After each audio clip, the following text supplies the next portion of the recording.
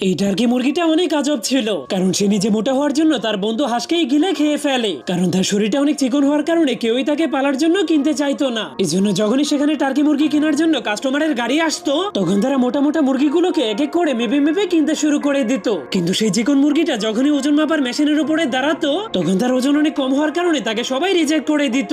এই জন্য এভাবেই তাকে বারবার রিজেক্ট করে দেওয়ার কারণে সে প্রচন্ড রেগে যায়, যার কারণে সেই দিনের পর থেকে সে মোটা হওয়ার জন্য তার সামনে যেই খাবারগুলোকেই পেত সেগুলোকেই খেতে শুরু করে দিত।